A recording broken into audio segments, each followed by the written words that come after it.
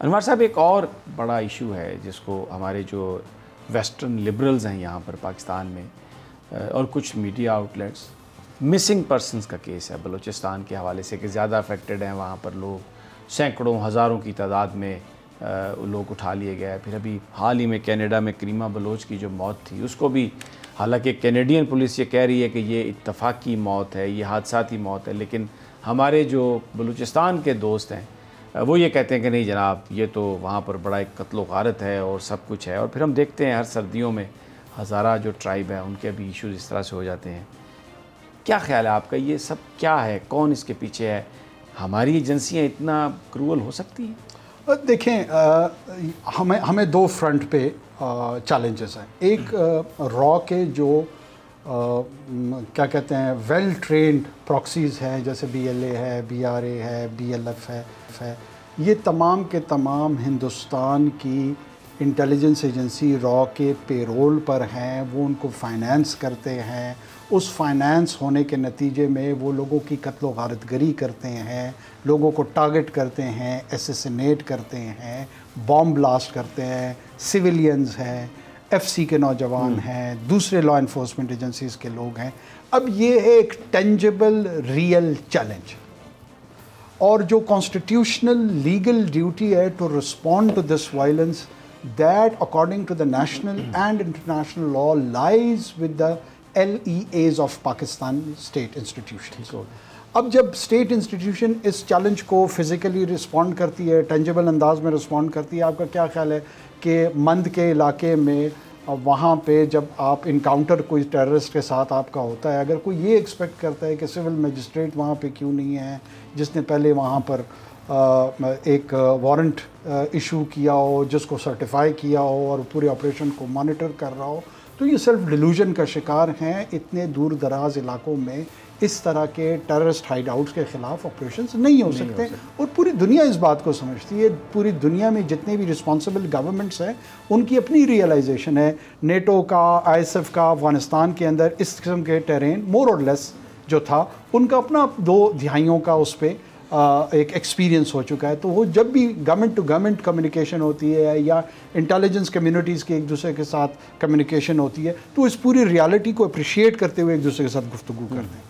اچھا، دوسرا چیلنج کیا ہے؟ دوسرا چیلنج یہ ہے کہ اس انکاؤنٹر میں ظاہر ہے یہ کوئی بہت زیادہ خوشگوار انکاؤنٹرز نہیں ہوتے ہیں. اس میں ایکسچینج آف فائر ہوتا ہے، اس میں ایسی چیز ہوتی ہے جس میں ہمارے جوان بھی شہادتیں ان کی ہوتی ہیں، اور دوسری طرف سے تخریب کار بھی مارے جاتے ہیں. گوری پکچرز اس میں سے ایمرج ہوتی ہیں، لوگ خون میں لپٹے ہوئے ہوتے ہیں، چاہے ہمارا ہو یا دوسروں کا ہو. یہ اس کے کانسیکوینس ہے اس انٹریکشن کا.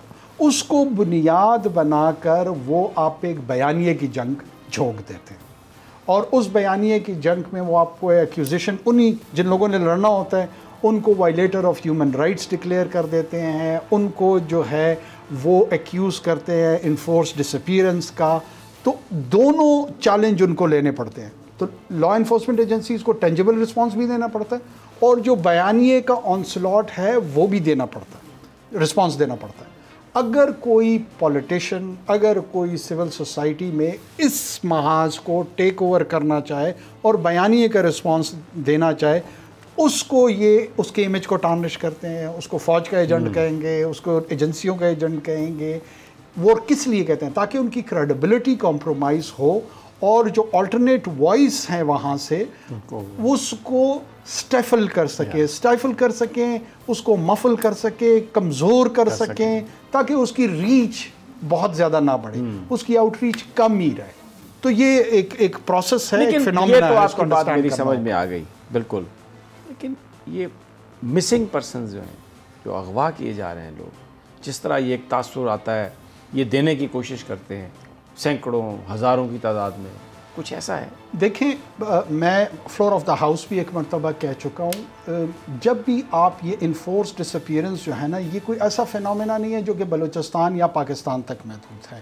یونائٹڈ نیشنز نے اس کے لیے انفورس ڈس اپیئرنس کمیٹی ایک تشکیل دی ہے، اور یہ 50s آنورڈز جتنا بھی کولڈ وار ایرا تھا، جہاں پہ پرٹیکولرلی یہ کمیونسٹ ریجیمز ساؤتھ امریکہ میں، ایل سلواڈور سے لے کر کیوبا تک مختلف جگہوں پر ہوتی تھی، تو ان کمیونسٹ ریجیمز پہ لبرل ڈیموکریسیز کی طرف سے یہ بہت زیادہ چارج ایک آتا تھا کہ جی انفورس ڈس اپیئرنس، پولیٹیکلی موٹیویٹڈ لوگوں کو یہ نکالتے ہیں اور ان کو سمری ایگزیکیوشن ان کی کر دیتے ہیں، مار دیتے ہیں، اور ان کے کوئی لیگل اور پولیٹیکل رائٹس نہیں ہیں۔ یہ اس کا پورا بیک گراؤنڈ ہے۔ اسی بیک گراؤنڈ میں سری لنکا میں مانیٹرنگ کی جاتی ہے، انڈیا میں کی جاتی ہے، پاکستان میں کی جاتی ہے، افغانستان میں کی جاتی ہے، ایران میں کی جاتی ہے، لیکن تاثر ایسے آتا ہے جیسے پوری دنیا میں صرف بلوچستان میں ہی اس عمل کا ایکیوزیشن یا ایلیگیشن ہے۔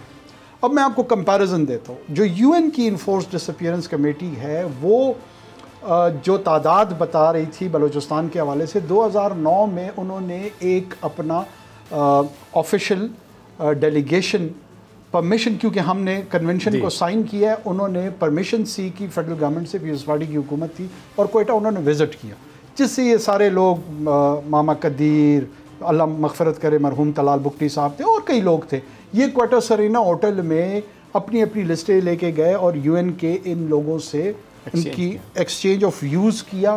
اب اس میں کیا تھا ان کا، یہ لے کر ایک چلے جاتے تھے 18,000 افراد کے نام اور کہتے تھے جی یہ مسنگ ہے۔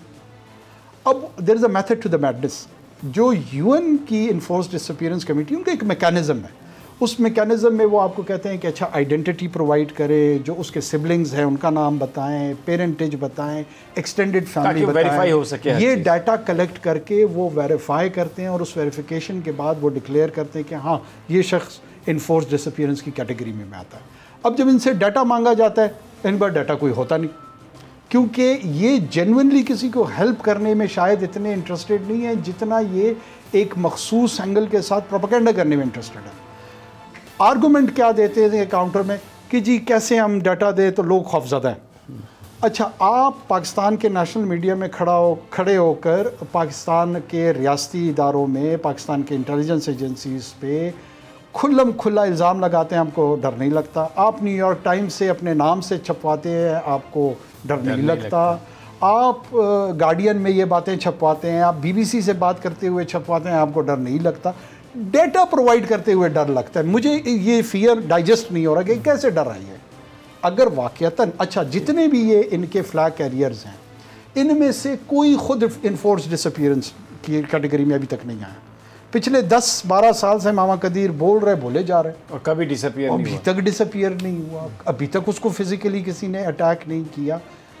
اور بلکہ بہت سارے لوگ جو اس ایجنڈا کو پروموٹ کر رہے تھے، ان کو بہتر طرز زندگی ریوارڈ ہوا۔ اس کی مثال کریمہ بلوچ صاحبہ کی ہے، جو اسی ایجنڈا پہ چلتے چلتے ان کو کینیڈین سٹیزن شپ مل گئی۔